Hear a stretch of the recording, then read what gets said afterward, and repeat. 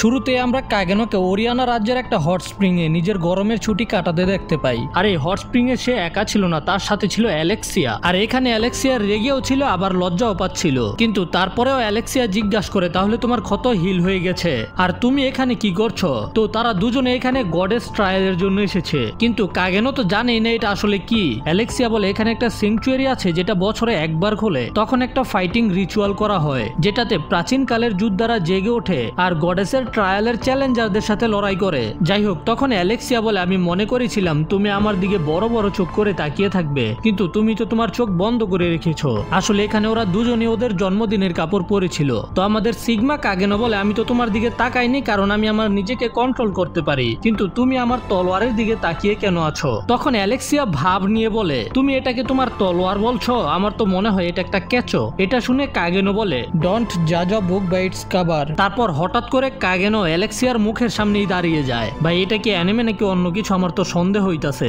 কাগেনো অ্যালেক্সিয়াকে বলে, তুমি চাইলে এটাকে চেক করতে পারো, এটা আসলে কি। আর এটা দেখার পরে তো অ্যালেক্সিয়ার বলতেই বন্ধ হয়ে যায়। ইস ভাই, জীবনে একবার এমন করতে পারলে জীবন ধন্য। তোমার কি মনে হয়? যাই হোক, তারপরে ওই দিন চলে আসে, মানে গডেসের ট্রায়ালের দিন। কিন্তু এখানে নতুন যে আর্চ বিশপ জ্যাক নেলসন ছিল তার উপরে অ্যালেক্সিয়ার সন্দেহ ছিল। অ্যালেক্সিয়ার মনে হচ্ছিল এখানে কিছু তো একটা গড়বড় রয়েছে। আর এখানে অ্যালেক্সিয়ার পাশে বসেছিল বেডা, মানে ফেমাস মাঙ্গা রাইটার নাৎসুমি। আর নাৎসুমি ছিল খুবই ফেমাস, আর এতে অ্যালেক্সিয়া খুবই জেলাস ছিল। আর বেডাও অ্যালেক্সিয়াকে দেখে খুব রেগে যায়, কারণ অ্যালেক্সিয়া কাগেনোকে পছন্দ করে। আর বেডার রাগী চেহারা দেখে অ্যালেক্সিয়া বেডার পায়ে পাড়া দিয়ে দেয়, আর এদের মধ্যে মনে মনে একটা লড়াই শুরু হয়ে যায়। যাই হোক, তখন জ্যাক নেলসন একটা বাটনে চাপ দিয়ে ট্রায়াল শুরু করে। বাটনে চাপ দিয়ে বাই ম্যাজিক কই, এখানে তো আসলে কোনো একটা সমস্যা আছে। যাই হোক, তখন সেখানে এক এক করে চ্যালেঞ্জাররা আসতে শুরু করে, কিন্তু কোনো প্রাচীন যোদ্ধাই তাদের সাথে লড়াই করতে আসে না। আর এদিকে কাগেনো চিন্তা করছিল এখানে একটা ড্যাশিং এন্ট্রি করবে শ্যাডো হয়ে। আর এগুলো করতে করতেই কাগেনোর নাম চলে আসে।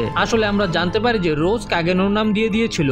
এখন কাগেনো কি করবে? যদি ও সেখানে যায় আর তখন একটা পাওয়ারফুল যোদ্ধা জেগে ওঠে, তাহলে ও নিজের শ্যাডো পাওয়ারকে ব্যবহার করতেই হবে, এতে সবাই ওর আসল পরিচয় জেনে যাবে। আর আরেকটা রাস্তা হলো পালিয়ে যাওয়া, কিন্তু এমন করলে ওকে স্কুল থেকে বের করে দেওয়া হবে আর ওর বড় বোন তো ওকে মেরেই ফেলবে। এই জন্য কাগেনো তখন তৃতীয় একটা আইডিয়া বের করে। কাগেনো শ্যাডো হয়ে মাঠে নেমে আসে, যেন এখানে একটা কনফিউশন তৈরি হয়ে যায়। আর এইভাবে কাগেনোকে সবার সামনে লড়াই করতে হবে না। আর তখন আসলেই কাগেনো একটা অনেক পাওয়ারফুল যোদ্ধাকে জাগিয়ে তোলে, যেটাকে দেখে আর্চ বিশপ বলে, এটা কিভাবে সম্ভব? আমি তো কিছুই অ্যাক্টিভ করিনি। এতে আমাদের সন্দেহ আরো বেড়ে যায়। আর এতে আমরা ক্লিয়ার হয়ে যায় যে এখানে যে এই অনুষ্ঠান হইতাছে, এই যুদ্ধ আইব ওই যুদ্ধ আইব, এই সবকিছু ওদের সাজানো। তখন বেডা বলে যে এই যোদ্ধা হলো আরোরা, উইচ অফ ক্যালেমিডি, যে অনেক শক্তিশালী। তখন বেডা নিজের দুই বলের মাঝখান থেকে একটা ডায়েরি বের করে আর বিশপ জ্যাক নেলসনকে এই আরোরা সম্পর্কে আরো বলতে বলে। আর যাই বল না কেন, বেডার বলগুলো অনেক বড়। টাকলার তো বেডার বল দেখেই অবস্থা খারাপ হয়ে যায়। টাকলা বলে যে আরোরা এত পাওয়ারফুল যে পুরো দুনিয়াকে ধ্বংস করে দিতে পারে। আর শ্যাডো যেহেতু আরোরাকে সামান করতে পেরেছে, তার মানে হলো শ্যাডো আরোরা সমান পাওয়ারফুল। এদিকে শ্যাডো এবং আরোরার লড়াই শুরু হয়ে যায়। আর আসলে আরোরা শক্তিশালী ছিল, কিন্তু শ্যাডো বুঝতে পারে যে তাকে কোনোভাবে বন্দি করে রাখা হয়েছে। এই কারণে শ্যাডো খুব সহজেই তাকে হারিয়ে দেয়, যেটা দেখে সবাই পুরো অবাক। আরোরাকে হারানোর পরে সেখানে একটা ম্যাজিক্যাল গেট ওপেন হয়, কিন্তু শ্যাডো সেটাকে ইগনোর করে চলে আসে। আর আলফার থেকে আমরা জানতে পারি যে এটা হলো স্যাংচুয়ারির গেট। আলফার মতে শ্যাডো এই সম্পর্কে আগে থেকেই জানতো। এদিকে কাগেনো স্টেডিয়াম থেকে বের হয়ে আসে, কিন্তু ওই গেটটা কাগেনোকে ফলো করছিল। কাগেনো যেখানে যায় এই গেটটা কাগেনোকে ফলো করে, তার মানে হলো কাগেনো এই সম্পর্কে কিছুই জানে না। আর এটা সম্পর্কে জানার জন্যই কাগেনো গেটের ভিতরে ঢুকে পড়ে। আর ঠিক এই সময় স্টেডিয়ামের মধ্যে অ্যালেক্সিয়া আর রোজের সামনে আলফা আর বাকি শ্যাডোগুলো চলে আসে। অ্যালেক্সিয়া আর রোজ রেডি হয়ে যায় তলোয়ার বের করে লড়াই করার জন্য। আর অ্যালেক্সিয়া আলফাকে দেখেই বুঝতে পারে যে আলফা আইরেস থেকেও বেশি শক্তিশালী। আলফা, ডেল্টা আর বাকি কয়েকজন মিলে ওই গেট দিয়ে ঢুকে যায়। আর এখানে এক্সকেলনের সাথে কয়েকজন থেকে যায়। এক্সকেলনের উপরে রোজ এবং অ্যালেক্সিয়া অ্যাটাক করার চেষ্টা করে, আর এতে তারা বেডা এবং জ্যাক নেলসনের গলায় তলোয়ার ধরে। বেডা তো খুব ভালো অভিনয় করছিল যে আমাকে মেরো না, আমাকে মেরো না। তখন জ্যাক নেলসনের একটা লোক হঠাৎ করে সেখানে চলে আসে আর অ্যাপসিলনের উপরে অ্যাটাক করে দেয়। আর তার তলোয়ার অ্যাপসিলনের বড় বড় দুইটা বল কেটে ফেলে। আসলে আমরা তো জানি এগুলো নকল, কিন্তু এতে অ্যাপসিলন রেগে যায় আর পাপেটটাকে সাথে সাথে শেষ করে দেয় টুকরো টুকরো করে। তারপর ওই টাকলাকে নিয়ে গেট দিয়ে ভিতরে চলে আসে, কিন্তু অ্যালেক্সিয়া আর রোজ ওদের পিছনে পিছনে গেট দিয়ে লাফ দেয়। আর ভিতরে এসে ওরা দুজনে বেডার উপরে পড়ে। অ্যালেক্সিয়া তো বেডার জিনিসে ধরে ফেলে। অ্যালেক্সিয়া আলফাকে বলে, আমি পিছলা খায় পড়ে গেছি, এখন কি তুমি আমাকে মেরে ফেলবে?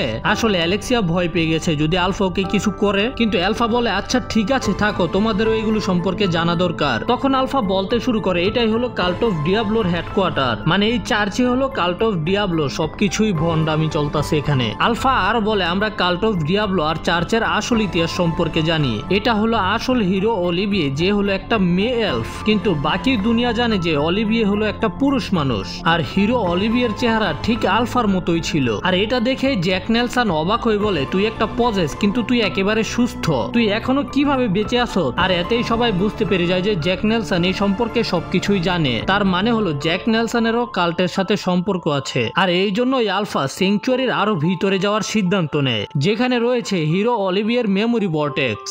আর এদিকে কাগেনো ছিল একেবারে অন্য একটা জায়গায়, যেখানে আরোরাকে বন্দি করে রাখা হয়েছিল। কিন্তু এখানে আরোরার কিছুই মনে ছিল না। আরোরা কাগেনোকে বলে তাকে মুক্ত করে দিতে। আরোরা বলে যে এমন একটা সুন্দরী মেয়েকে এখানে বন্দি করে রাখা হয়েছে, তুমি তাকে মুক্ত করবে না? তো কাগেনো তাকে মুক্ত করে দেয়। কাগেনো এখান থেকে বের হতে চায়, আর আরোরাও হতে চায় মুক্ত। আরোরা বলে যে এটা হলো একটা মেমোরি প্রিজন, এই জন্য তাদের এটার কোরকে ধ্বংস করতে হবে, এতেই সেঞ্চুরি থাকবে না, তারাও মুক্ত হয়ে যাবে। কিন্তু একটা সমস্যা হলো তারা এখানে ম্যাজিকের ব্যবহার করতে পারবে না। তো কাগেনো জিজ্ঞাসা করে তুমি মুক্ত হওয়ার পরে কি করবে? এতে আরোরা জবাব দেয় আমি অস্তিত্ব থেকে ব্যানিশ হয়ে যাব। আর এদিকে আলফা সবাইকে বলে যে অনেক আগে থেকেই কাল্ট এখানে ছোট বাচ্চাদেরকে জড়ো করে এবং তাদেরকে গিনি পিকের মতো ব্যবহার করে এক্সপেরিমেন্ট করে। আর এই এক্সপেরিমেন্ট ছিল ডিমান ডিয়াবলোর সেলকে ইনফিউজ করার, কিন্তু বেশিরভাগ বাচ্চারাই এই এক্সপেরিমেন্টে টিকতে পারেনি। শুধু কয়েকজনই ছিল যারা বাঁচতে পেরেছিল, তাদের মধ্যে একজন ছিল অলিভিয়ে। তখন জ্যাক নেলসন টাকলা বলে যে আমাদের কাছে অন্য কোনো রাস্তা ছিল না, ডেমন কিংকে হারাতে আমাদের পাওয়ারের দরকার ছিল। কিন্তু আলফা টাকলাকে থামিয়ে দেয়। আলফা আবারও বলে যে যখন অলিভিয়া বড় হয়ে পাওয়ারফুল হয়ে যায় তখন তারা অলিভিয়াকে একটা মিশন দেয় ডিমান ডিয়াবলো থেকে আরো সেল এক্সট্রাক্ট করার জন্য। এমনিতেই তারা অলিভিয়ার মাইন্ড কন্ট্রোল করে রেখেছিল। তাছাড়া অলিভিয়া মনে করত যদি সে অর্ডার মানে তাহলে সে একটা সুন্দর দুনিয়া বানাতে পারবে, কিন্তু চার্চের উদ্দেশ্য ছিলই অন্য। চার্চ বানায় এই ট্যাবলেট গুলোকে, যেগুলো খেয়ে খুব তাড়াতাড়ি শক্তিশালী হওয়া যায়, কিন্তু কাল্টের আসল উদ্দেশ্য ছিল এমন ঔষধ তৈরি করা যেটা খেয়ে তারা অমর হতে পারবে। আর জ্যাক নেলসন ছিল এখানকার একটা সায়েন্টিস্ট। এখানে তারা এমন একটা সিড তৈরি করে যেটা তাদের বয়সকে থামিয়ে দেয়, কিন্তু সেটা পারফেক্ট ছিল না। তাদের বয়সকে থামিয়ে রাখতে প্রতি বছর একটা করে সিড খেতে হয়, কিন্তু বছরে তারা মাত্র 12টাই বানাতে পারে। এই জন্যই কাল্টের মধ্যে 12 জন নাইট রয়েছে যারা প্রতি বছরই এই ট্যাবলেট গুলো খায়। আর ওই 12 জনের মধ্যে এই টাকলা হলো 11 নাম্বার। আর তখনই এই টাকলা রেগে গিয়ে নিজের পাওয়ার অ্যাক্টিভ করে, কিন্তু তার আগে এই ডেল্টা টাকলার পেটে ফুটো করে দেয়, তারপর নিচে ফেলে দেয়। অ্যাপসলন ডেল্টাকে বলে আমরা তোমাকে বলেছিলাম সব তথ্য না পাওয়া পর্যন্ত তাকে না মারতে। এতে ডেল্টা আলফার দিকে তাকিয়ে ক্ষমা চাইতে থাকে। আসলে ওরা সবাই আলফাকে নিজের বড় বোনের মতো মনে করে, আর ডেল্টা মনে করছে যে এখন আলফা ওর উপরে রাগ করবে। আলফা বলে ঠিক আছে, কিন্তু আমি তোমাকে বলেছিলাম সবসময় কনফার্ম করবে তোমার শিকার মারা গেছে। আলফার এটা বলার কারণ হলো টাকলা এখনো জীবিত ছিল, আর টাকলা উপরে আসতেই সেখানকার মেমোরি ধ্বংস হয়ে যায় আর আশেপাশে চারিদিকে সাদা হয়ে যায়। তার সাথে সাথে আলফা এবং ডেল্টা বাকিদের থেকে আলাদা হয়ে গেছে আর এখন দাঁড়িয়ে আছে টাকলার সামনে। ডেল্টা তো খুবই এক্সাইটেড ছিল আবারও টাকলার শিকার করার জন্য। অন্যদিকে কাগেনো এবং আরোরা ছিল আরোরার মেমোরির মধ্যে, যেখানে তারা ছোট আরোরাকে দেখতে পায়, যেটা আসলে আরোরার মেমোরি। আরোরাকে একটা খাঁচার ভিতরে বন্দি করে রাখা হয়েছিল, আর স্যাংচুয়ারি সেন্টারে যেতে হলে তাদেরকে এই মেমোরি ব্যারিয়ারকে ভাঙতে হবে, আর এটা করার জন্য তাদেরকে এই মেমোরির ছোট আরোরাকে মেরে ফেলতে হবে। এদিকে নেলসন টাকলা নিজের অনেকগুলো কপি বানায়, যেগুলোর উপরে ডেল্টা অ্যাটাক করে দিয়ে মাঝখান থেকে কেটে ফেলে, কিন্তু ডেল্টা দেখতে পায় যে ও নিজের ম্যাজিক ঠিকভাবে ব্যবহার করতে পারছিল না। এটার কারণ আমরা আলফা থেকে জানতে পারি। আসলে ওরা যত সেন্টারের কাছে যাবে তত ওদের ম্যাজিক কমতে থাকবে, আর জ্যাক নেলসন টাকলা আরো বেশি শক্তিশালী হতে থাকবে। আর এই জন্য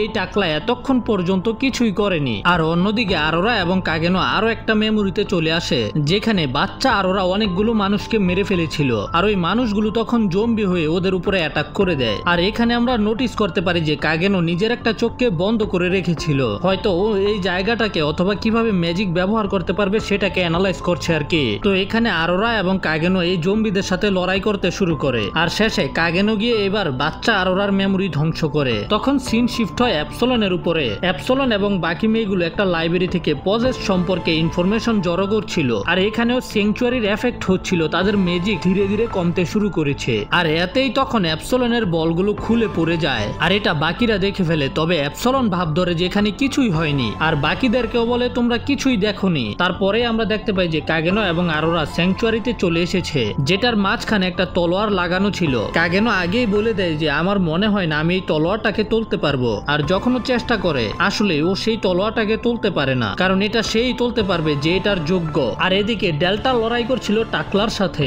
ডেল্টা একটা মনস্টারের মতো টাকলার কপিগুলোকে 12টা বাজাচ্ছিল। শুধু এতটুকু কাপড় ছিল ওর পরনে। আর ডেল্টার এইরকম পাওয়ার দেখে টাকলা অনেক বেশি অবাক হয়ে যায়। তখন এই টাকলা হিরো অলিভিয়াকে সামান করে এদের সাথে লড়াই করার জন্য। কিন্তু তখন আলফা আর বাকিরা সেখান থেকে যেতে শুরু করে, কারণ ওরা জানতে পেরে গেছে স্যাংচুয়ারি কিভাবে কাজ করে। এই জন্য ওরা পোর্টাল বানিয়ে সেখান থেকে চলে যায়। এতে টাকলার জানে জান ফিরে আসে, কারণ ডেল্টা ওকে শেষই করে দিত। এদিকে কাগেনো এবং আরোরা সেখানে বসেছিল যেন ওরা এখানে পিকনিক করতে আসছে আর ওরা হলো লাভার। আর ঠিক এই মুহূর্তে সেখানে আসে এই টাকলা। কাগেনো মনে করে এটা একটা মেইন ক্যারেক্টার হবে, কিন্তু সে তো ছিল টাকলা। তবে অলিভিয়াকে দেখে কাগেনো একটু অবাক ছিল, কারণ অলিভিয়া এবং আলফার চেহারা অনেক মিল। তখন টাকলা অলিভিয়াকে পাঠিয়ে দেয় কাগেনোকে মেরে ফেলতে, আর কাগেনো এগিয়ে আসে লড়াই করার জন্য। তবে আরোরা কাগেনোকে সেখান থেকে পালাতে বলে, কারণ অলিভিয়া অনেক শক্তিশালী। আরোরার আসলে কিছুই মনে নেই, কিন্তু আরোরা এটা বুঝতে পারছে যে অলিভিয়া অনেক শক্তিশালী। এতে টাকলা আরোরাকে একটা অফার দেয়, যদি আরোরা কাল্টের সাথে কাজ করতে রাজি হয় তাহলে তারা কাগেনোকে যেতে দিবে, কারণ আরোরা কখনোই কাল্টের আদেশ পালন করেনি, এই জন্য কে বন্দি করে রাখা হয়েছিল।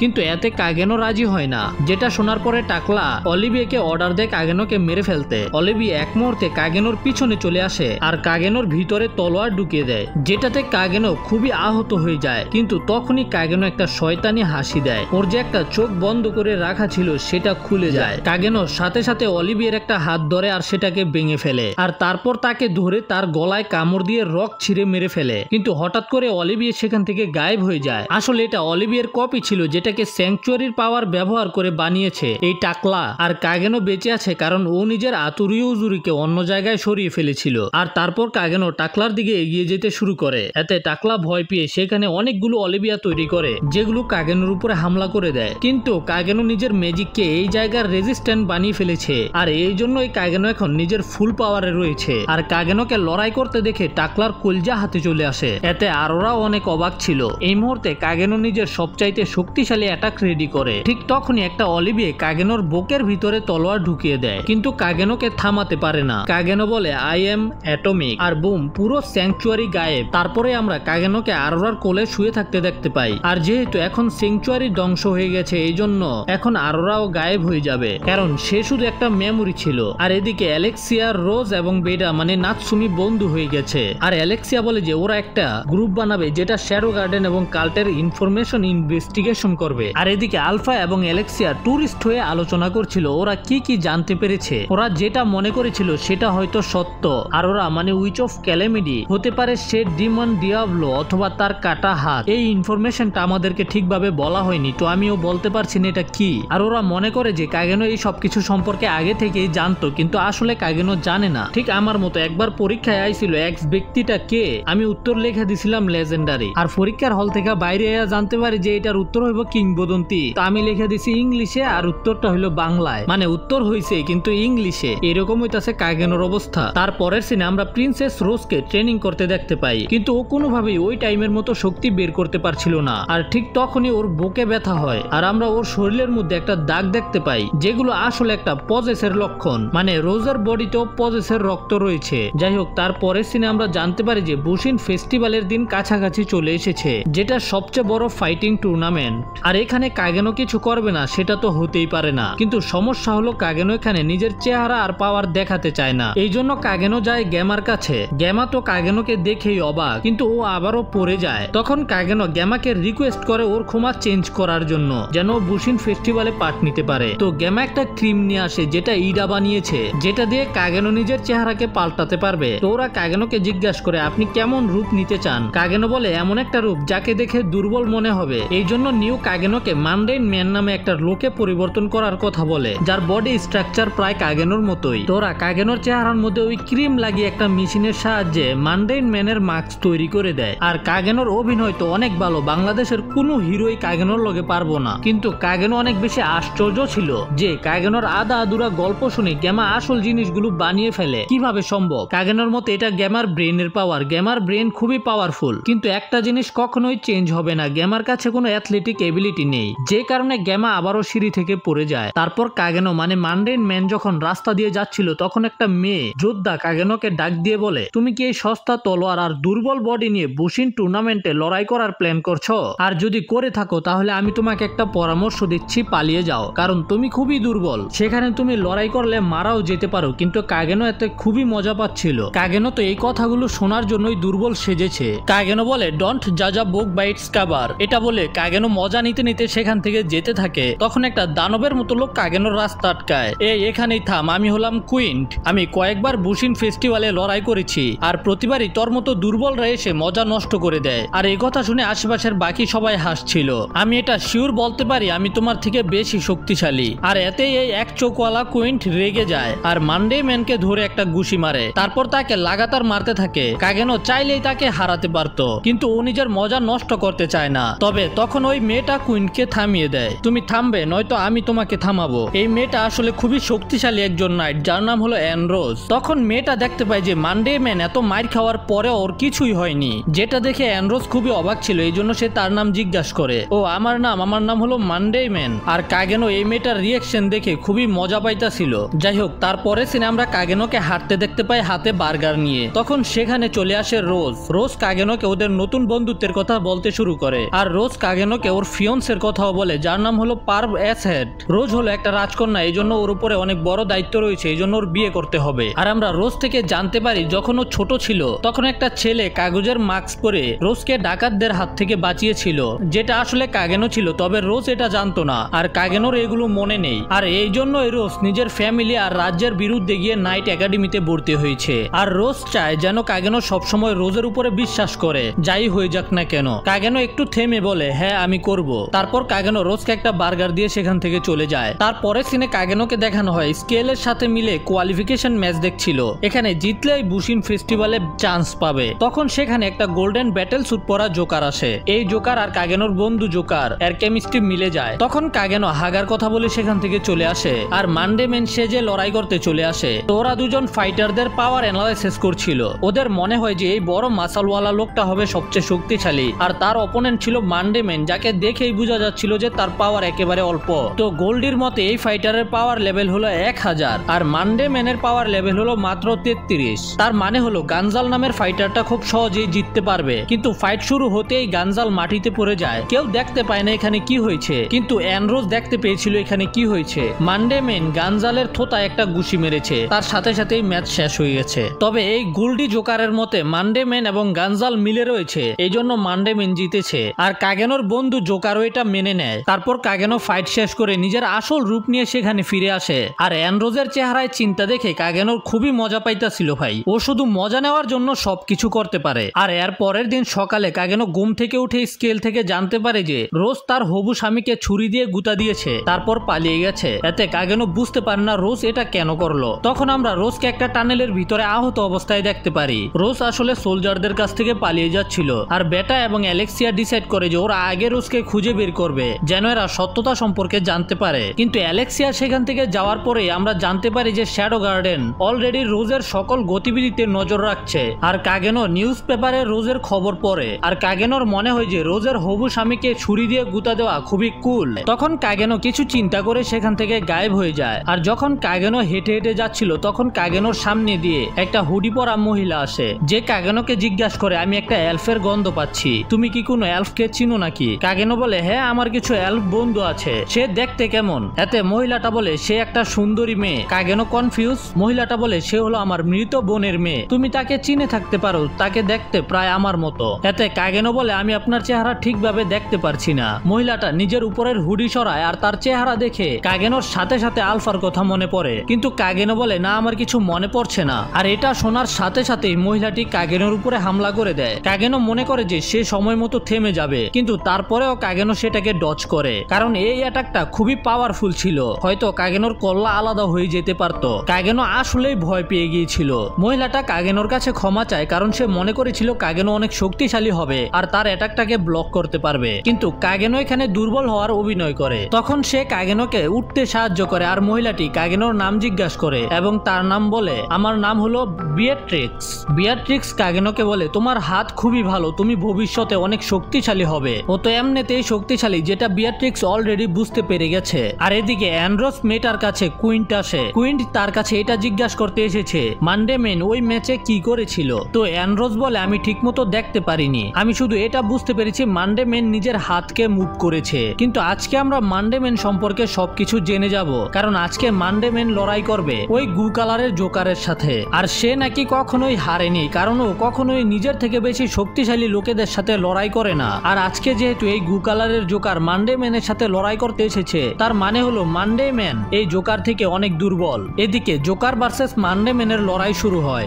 গোল্ডি জোকার মানডে ম্যানের গলায় অ্যাটাক করতে যায়, যেটাকে মানডে ম্যান খুব সহজে ডজ করে ফেলে। আর এটা দেখে ওরা দুজনেই অবাক, তবে ক্লিন তো কিছু দেখতেই পারেনি। অ্যানড্রোস বলে যখন গোল্ডির তলোয়ার মানডে ম্যানের গলা কাটতেই যাচ্ছিল, সে নিজের গলাকে ক্র্যাক করে সেটাকে ডজ করে ফেলেছে। Crack crack.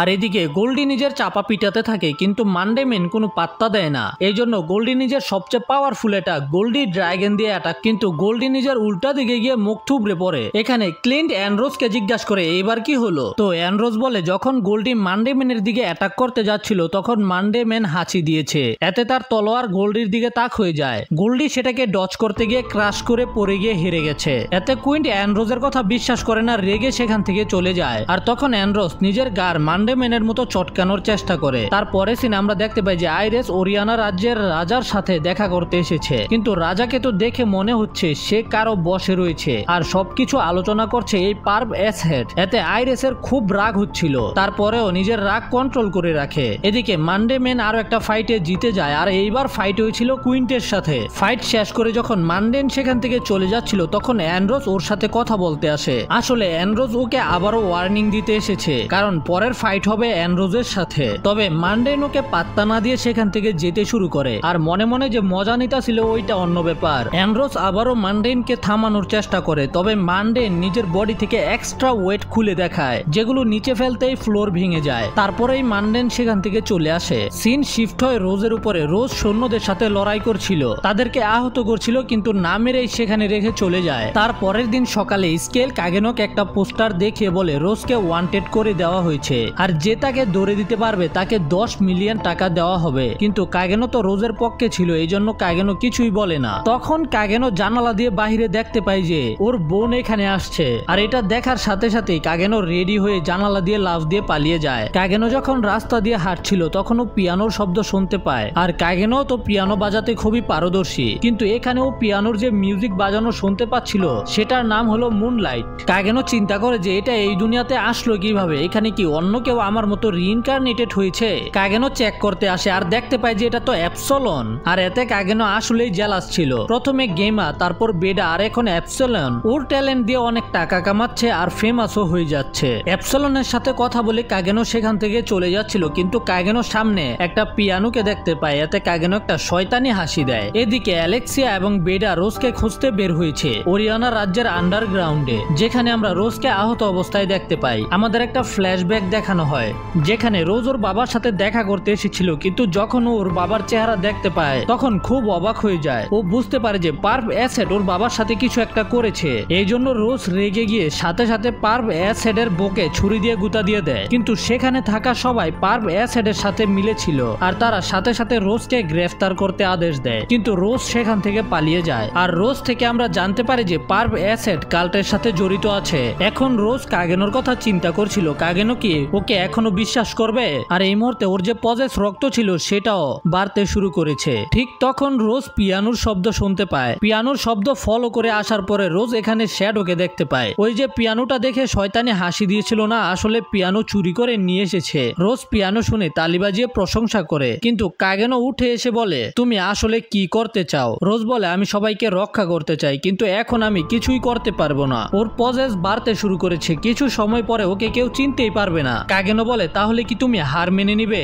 যদি তোমার মধ্যে এখনো লড়াই করার আশা থেকে থাকে তাহলে আমি তোমাকে পাওয়ার দিব, যেটা দিয়ে তুমি সবাইকে রক্ষা করতে পারবে। ওই বলে যদি আমি এই পাওয়ার পাই তাহলে কি আমি সবকিছু ঠিক করতে পারবো? এটা শুনে শ্যাডো বলে এটা তো তোমার উপরে নির্ভর করবে। এরপরে কাগেনো মানে শ্যাডো নিজের পাওয়ার দিয়ে রোজের যে পজেস রক্ত আছে সেটাকে ঠিক করে দেয়, আর নিজের ম্যাজিকও দেয়, কারণ পজেস মেয়েরা কাগেনোর ম্যাজিক ব্যবহার করতে পারে। আর একটা ডায়লগ দিয়ে সেখান থেকে চলে যায়। তখন কাল্ট অফ ডিয়াবলোর কিছু পাপেট রোজের উপরে অ্যাটাক করে, কিন্তু রোজ নিজের তলোয়ার দিয়ে একটা সুইংয়ে এদেরকে শেষ করে দেয়। এখন রোজের মধ্যে রয়েছে পজেসের শক্তি, তার সাথে সাথে কাগেনোর ম্যাজিক, তো রোজ অনেক শক্তিশালী শক্তিশালী হয়ে গেছে আগে থেকে। আর ঠিক এই সময়ে অ্যালেক্সিয়া আর বেডা সেখানে চলে আসে। অ্যালেক্সিয়া রোজকে জিজ্ঞাসা করে ও কেন এই সবকিছু করছে, কিন্তু রোজ কোনো উত্তর দেয় না, কারণ এতে অ্যালেক্সিয়া এগুলোর সাথে জড়িয়ে যাবে। অ্যালেক্সিয়া বলে যদি তুমি না বলো তাহলে আমি শক্তির ব্যবহার করে জবাব বের করে নিব।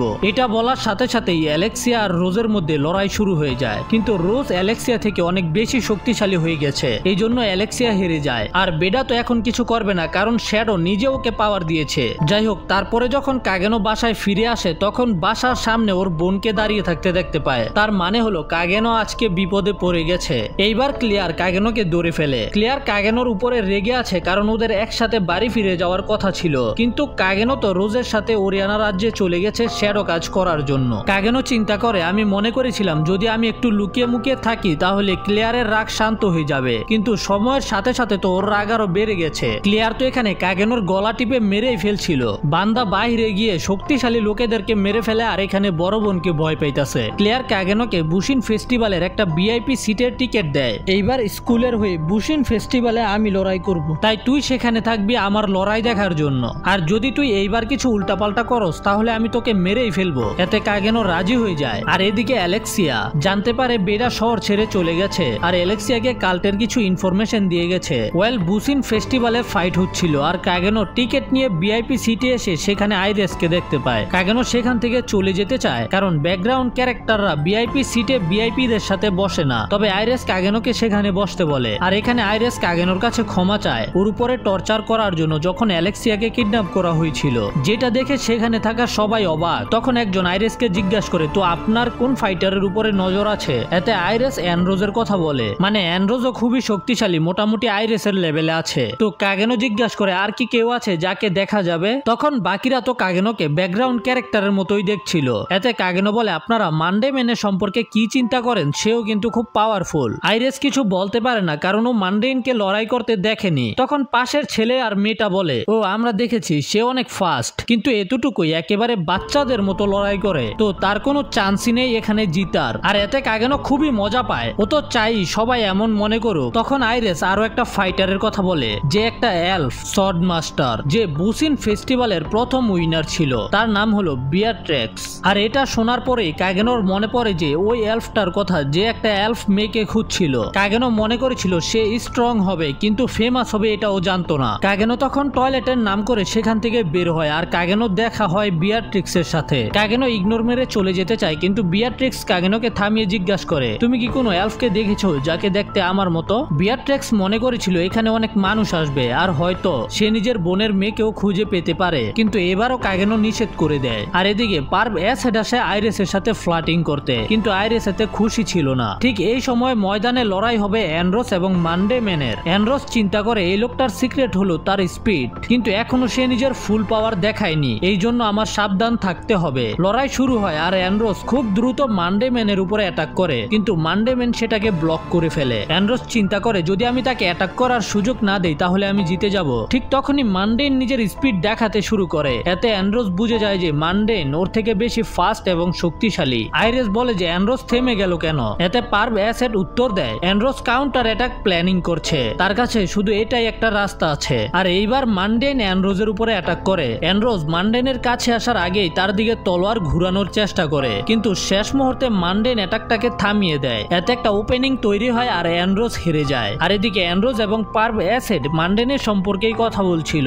আমরা জানতে পারি যে আইরেসের একটা লড়াই আছে, তারপরেই মানডেনের সাথে লড়াই হবে। আইরেস বলে যদি এটা মানডেনের ফুল পাওয়ার হয়ে থাকে তাহলে আইরেসের তাকে হারাতে সমস্যা হবে না, কিন্তু হতে পারে মানডেন নিজের ফুল পাওয়ারকে লুকিয়ে রেখেছে। তারপরে পার্ভ অ্যাসেড সেখান থেকে বের হয়ে একজনকে বলে যে মানডেনের সম্পর্কে সকল তথ্য বের করে আনতে। এরপরে অ্যান্ড্রোস মানডেনের সাথে দেখা করতে আসে। অ্যান্ড্রোস মানডেনকে ধন্যবাদ বলে ওকে শক্তি নিয়ে অহংকার না করা শেখানোর জন্য। তারপর আইরেসের লড়াই শেষ হয় আর আইরেস সেখানে বিয়াট্রিক্সকে দেখতে পায়। আইরেস বিয়াট্রিক্সকে ফলো করে, তবে বিয়াট্রিক্স আইরেসকে বলে তুমি কে। আইরেস বলে আমি হলাম ক্রাউন প্রিন্সেস আইরেস, তুমি এটা খেতে চাও। আসলে আইরেস এখানে এসেছে বিয়াট্রিক্সকে ইনভাইট করতে ভিআইপি হলে বসে ম্যাচ দেখার জন্য।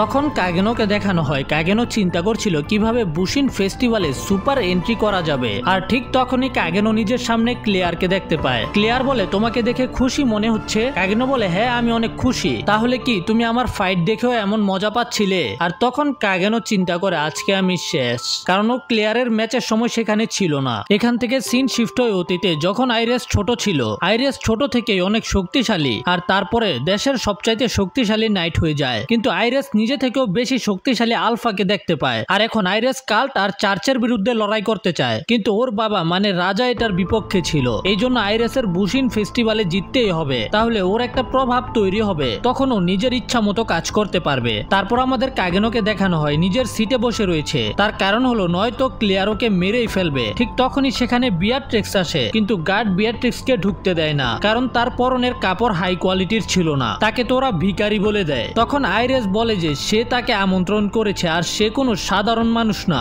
সে হলো গডেস অফ ওয়ার বিয়াট্রিক্স। যেটা শুনে সবাই অবাক, আর কাগেনো চিন্তা করে কি গড অফ ওয়ার, নামটা তো খুবই কুল, আমি খুশি হতাম যদি আমাকে কেউ এইভাবে দেখতো। তখন সেখানে সবাই বিয়াট্রিক্সকে জিজ্ঞাসা করে কোনো ফাইটার কি তার অ্যাটেনশন নিতে পেরেছে। সে বলে হ্যাঁ, একজন আছে যে এটা করতে পেরেছে, সেটা হলো কাগেনো। এতে সবাই অবাক, কাগেনো তো খুবই দুর্বল। কাগেনোর কলজা হাতে চলে আসে, কারণ ওর বান্ডা ফুটটা যাইতে পারে। বিয়াট্রিক্স বলে কাগেনো ভবিষ্যতে অনেক শক্তিশালী হবে, কিন্তু বাকিরা তো জানে কাগেনো অনেক দুর্বল, ওর বড় বোন থেকে অনেক দুর্বল। আর এগুলো শোনার পরে কাগেনো বুঝে যায় যে বিয়াট্রিক্স আসলে অনেক শক্তিশালী হবে, কিন্তু তাকে দেখে বোঝা যায় না। এই জন্য কাগেনো তার সামনে সাবধান থাকতে হবে। আর এদিকে আমরা দেখতে পাই যে পার্ভ অ্যাসেট রোজের বাবাকে একটা ওষুধ খাওয়ায়, আর এটার কারণেই তার মাইন্ডকে কন্ট্রোল করতে পারে। আমরা জানতে পারি রোজের কাছে কিছু একটা চাবি আছে যেটা পার্ভ অ্যাসেটের দরকার। তাছাড়া রোজের মধ্যে পজেসের রক্ত রয়েছে, এই জন্য কাল্ট রোজের উপরে এক্সপেরিমেন্ট করতে পারবে। আর যদি সেটাও না হয়, তাহলে রোজের বাবাকে দিয়ে মিডগার্ডের রাজাকে মেরে ফেলবে। এতে দুই দেশের মধ্যে একটা যুদ্ধ শুরু হয়ে যাবে। তখন কাল্টও সুযোগ পেয়ে যাবে নিজেদের কাজ করার। কিন্তু এখানে একটা সমস্যা হলো, পার্ভের মনে হয় মানডে ম্যান আন্ডারওয়ার্ল্ড থেকে এসেছে, কারণ তারা মানডে ম্যানের সম্পর্কে কিছুই জানতে পারেনি। হতে পারে মানডে ম্যান ওদের কাজে বাধা সৃষ্টি করতে এখানে এসেছে। আর এগুলো চিন্তা করতে করতে যখন সে ভিআইপি কেবিনে আসে, তখন বিয়াট্রিক্স বলে যে তার গায়ে থেকে গন্ধ আসছে। এতে পার্ভ রেগে গিয়ে বিয়াট্রিক্সকে সেখান থেকে বের করে দিতে বলে, কিন্তু তখন আইরেস বলে পার্ভ মুখ সামলে, সে হলো আমার গেস্ট গডেস অফ ওয়ার বিয়াট্রিক্স। এটা শুনে পার্ভ চিন্তায় পড়ে যায়, কি বিয়াট্রিক্স যার সম্পর্কে বলা হয় সে হিরোর পাওয়ার ওয়েকনিং করেছে। বিয়াট্রিক্স সরি বলে, কিন্তু পার্ভ তখন সরি বলে সেখান থেকে তাড়াতাড়ি করে চলে যায়। আর এখন পার্ভ অনেক বেশি চিন্তায়, সে এখানে কি করতে এসেছে। সে তো আইরেস থেকেও কয়েক গুণ বেশি শক্তিশালী। মানে পার্ভের উপরে এখন তিনটা বিপদ ঘুরছে। প্রথমে তো হলো শ্যাডো গার্ডেন, দ্বিতীয় হলো মানডেইন ম্যান, কারণ মানডেইন ম্যান ললেস সিটি থেকে এসেছে, আর এখন তৃতীয় বিপদ হলো বিয়াট্রিক্স। এইভাবে তো ওরা মিডগার্ডের রাজাকে মারতেই পারবে না। যাই হোক, এখানে রোজ চলে আসলেই হবে, তাহলে আমরা রোজকে ধরে নিয়ে এখান থেকে চলে যাব। তখন আমরা কাগেনোর বড় বোন ক্লেয়ারকে লড়াই করতে দেখতে পাই। ক্লেয়ারও যথেষ্ট শক্তিশালী ছিল। আর তখন পার্ভ দেখতে পায় যে কাগেনো লুকিয়ে লুকিয়ে সেখান থেকে চলে যাচ্ছিল, কারণ এরপরে ওর লড়াই করতে হবে, তো মেকআপ টেকআপ করে আসতে হবে না। আর ক্লেয়ারের লড়াই শেষ হতেই ক্লেয়ার কাগেনোকে খুঁজতে বের হয়ে যায়, কারণ কাগেনো নিজের সিটে ছিল না। তারপরে সময় চলে আসে আইরেস ভার্সেস মানডে ম্যানের, আর লড়াই শুরু হতেই আইরেসের গলা কেটে নিচে পড়ে যায়। তখন আমরা দেখতে পাই যে আইরেসের কিছুই হয়নি। এতে আইরেস খুবই আশ্চর্য ছিল। তারপর আবারও আইরেস সাহস করে দাঁড়িয়ে যায় অ্যাটাক করার পজিশনে। তখনই আইরেসের মনে হয় যে ওর পা কেটে গেছে, ও বুঝতে পারছে না এখানে কি হচ্ছে। আইরেস বুঝতে পারে যে এই পুরো ব্যাটল গ্রাউন্ড মানডে ম্যানের তলোয়ারের রেঞ্জে রয়েছে। অন্যদিকে আমরা রোজকে দেখতে পাই, রোজ লুকিয়ে লুকিয়ে ভিআইপি কেবিনের দিকে যাচ্ছিল। তখন রোজ দেখতে পাই যে সেখানে অনেকগুলো লাশ পড়ে আছে, যেগুলো কাল্টের গুপ্তচরের, আর তাদেরকে মেরেছে শ্যাডো গার্ডেন, যেখানে ছিল বেডা। বেডা রোজকে বলে নিজের মিশন কমপ্লিট করো। আর এদিকে স্টুডিয়ামে সবাই বলছিল আইরেস কি ভয় পাচ্ছে নাকি লড়াই করতে। এতে আইরেস রেগে গিয়ে নিজের ফুল পাওয়ারে অ্যাটাক করে। ঠিক তখনই আইরেস দেখতে পায় মানডে ম্যানের হাতের তলোয়ার গায়েব হয়ে গেছে। এতে আইরেস কনফিউজ হয়ে যায়, একটু আগেই তো তার হাতে তলোয়ার ছিল, কিন্তু এখন সেটা শিডের ভিতরে গেল কিভাবে। তখন মানডে নিজের এক হাত দিয়ে আইরেসের তলোয়ারকে ব্লক করে, তারপর আরেক হাত দিয়ে আইরেসের গলায় ধরে নিচে ফেলে দেয়। খারাপ কিছু করে না, তোমরা সবসময় খারাপ চিন্তা করো কেন। আইরেসের গলায় তলোয়ার ধরে বলে, কি হলো, আমরা তো সবে শুরু করেছি তাই না। আর এতে আইরেস একেবারে শকড হয়ে গেছে, তার মানে হলো আইরেস হেরে গেছে আর কি। আর উপর থেকে পার্ভ বিয়াট্রিক্সকে দেখতে পায়। বিয়াট্রিক্সের এই টেকনিকটা খুবই পছন্দ হয়েছে, এই জন্য বিয়াট্রিক্স মানডে ম্যানের সাথে লড়াই করতে চায়। আর এতে পার্ভের খুবই রাগ হচ্ছিল। ঠিক এই মুহূর্তে সেখানে এন্ট্রি হয় রোজের, যেটা দেখে পার্ভ খুশি হয়ে যায়। রোজ নিজের হাঁটু গেড়ে ওর বাবার কাছে ক্ষমা চায়, ও যা যা করেছে এবং যা যা করবে সেগুলোর জন্য, কারণ ও আরো একটা ভুল করতে চলেছে। যেটা শুনে ওর বাবা হঠাৎ করে হেসে বলে, আমি তোমার সকল অপরাধকে ক্ষমা করেছি। কিন্তু এটা তো পার্ভ তাকে বলতে বলেনি, এই জন্য পার্ভ রেগে যায়। এটা শোনার সাথে সাথে রোজ পার্ভের উপরে অ্যাটাক করে দেয়। তখন পার্ভ রোজের বাবাকে সামনে নিয়ে আসে, তবে রোজ থামে না, ওর বাবার পেটেই তলোয়ার ঢুকিয়ে দেয়। কিন্তু তারপরেও রোজের বাবা বলে, আমার মেয়ে, আমি তোমাকে দুনিয়ার সবচাইতে বেশি ভালোবাসি। আর তারপরে রোজ নিজের গলা কাটার জন্য রেডি হয়ে যায়। পার্ভ কাল্টের লোকেদের বলে রোজকে থামাতে, কিন্তু সেখানে চলে আসে মানডেইন, যে একটা অ্যাটাকেই সবগুলোকে মাঝখান থেকে কেটে ফেলে। আমি হলাম শ্যাডো। ও না না, আমি হলাম শ্যাডো। কিন্তু রোজ বলে, না না, তুমি হলে স্টাইলিশ ব্যান্ড এন্ড স্লেয়ার। এতে কাগেনো একেবারে শকড। আসলে কাগেনো অনেক আগে একবার রোজকে বাঁচিয়েছিল চেহারার মধ্যে কাগজের মাস্ক পরে। রোজ তখন তাকে জিজ্ঞাসা করেছিল, তুমি কে? এতে কাগেনো বলেছিল, তুমি আমাকে স্টাইলিশ ব্যান্ড এন্ড স্লেয়ার বলতে পারো। আর কাগেনোকে দেখেই কিন্তু রোজ ফাইটিং শিখতে এসেছে। তখন শ্যাডো রোজকে বলে, এখনো তোমার মিশন শেষ হয়নি। এটা শুনে রোজ সেখান থেকে যেতে শুরু করে। তারপর গার্ডদেরকে ডাক দেয় ওকে রক্ষা করার জন্য। কিন্তু তার আগেই শ্যাডোর উপরে বিয়াট্রিক্স হামলা করে দেয়। বিয়াট্রিক্স তো এমনিতেই ওর সাথে লড়াই করতে চাইছিল, আর এখন তো একটা কারণও পেয়ে গেছে। কারণ হলো শ্যাডো এখানে হামলা করেছে, আর এই সুযোগে ডরপক পার্ভ সেখান থেকে পালিয়ে যায়। আর এদিকে আইরিস শ্যাডোকে দেখে অনেক বেশি রেগে যায়, আর শ্যাডোর স্পিড দেখে বিয়াট্রিক্স অনেক অবাক। বিয়াট্রিক্স শ্যাডোর স্পিডকে ম্যাচ করতে পারছিল না বৃষ্টির কারণে, কারণ বৃষ্টির প্রতিটা ফোঁটার সাথে সাথে শ্যাডো নিজের পজিশন শিফট করে ফেলে। ঠিক তখন সেখানে আসে আইরিস একটা তলোয়ার নিয়ে, যেটা একটা পাওয়ারফুল আর্টিফ্যাক্ট, আর এটা অনেক শক্তিশালী হিট রে ছাড়ে। তো এখানে শ্যাডোর সাথে বিয়াট্রিক্স এবং আইরিস দুজনেই লড়াই করতে শুরু করে। আর দূর থেকে এটা ক্লিয়ারও বুঝতে পারে যে শহরের মাঝখানে অনেক ভয়ানক লড়াই চলছে, কিন্তু ওর এখন নিজের ছোট ভাইয়ের জন্য চিন্তা হচ্ছিল। তারপর রোজকে দেখানো হয়। রোজ চিন্তা করছিল, এখন আমি কি করব, কোথায় যাব। ঠিক তখন ওর কাছে আলফা আসে। আলফা বলে, তোমার কাছে এখন দুইটা রাস্তা আছে, তুমি একা লড়াই করতে পারো অথবা আমাদের সাথে মিলে কাজ করতে পারো। রোজ জিজ্ঞাসা করে, তোমরা কি আমার দেশকে বাঁচাতে সাহায্য করবে? এখানে আলফা রোজকে এটাই বলে, সেটা তো তোমার উপরে নির্ভর করবে যে তুমি কি চাও। আর এতে রোজ শ্যাডো গার্ডেনের সাথে কাজ করতে রাজি হয়ে যায়। ক্লিয়ার এবং বিয়াট্রিক্স নিজেদের ফুল পাওয়ার দিয়ে শ্যাডোর সাথে লড়াই করছিল, কিন্তু শ্যাডো হলো অন্য লেভেলের দানব। ওরা দুজনেও শ্যাডোর সাথে পারছিল না। বিয়াট্রিক্স শ্যাডোকে বলে, আমরা কি একে অপরকে চিনি? কিন্তু শ্যাডো বলে না যে আমি কাগেনো। আর ওদের লড়াই এত ভয়ানক ছিল যে শহরের বিল্ডিং গুলো ভেঙে পড়ে যাচ্ছিল। শ্যাডো ওদেরকে বলে, তোমাদের কাছে শক্তি আছে, কিন্তু তোমাদের টেকনিক একেবারে বাচ্চাদের মতো। তখন আইরিস বিয়াট্রিক্সকে বলে, আমি শ্যাডোকে ডিস্ট্র্যাক্ট করছি, তখন তুমি তাকে শেষ করে দিবে। আইরিস শ্যাডোর উপরে অ্যাটাক করে, আর তখন বিয়াট্রিক্সও নিজের সবচাইতে শক্তিশালী অ্যাটাক করতে চায়, কিন্তু সেটা করার আগেই শ্যাডো তাকে থামিয়ে দেয়। শ্যাডো ওদের দুজনকে পিটানোর সময় একটুও মায়া করছিল না যে ওরা মহিলা মানুষ। ওদের পিটানোর পরে শ্যাডো সেখান থেকে চলে যাচ্ছিল। তখন আইরিস বলে, তোর কি মনে হয় তুই এখান থেকে পালাতে পারবি? সকল নাইট তোর পিছু করবে তোকে মারার জন্য। এতে শ্যাডো অনেক শয়তানি একটা হাসি দেয়।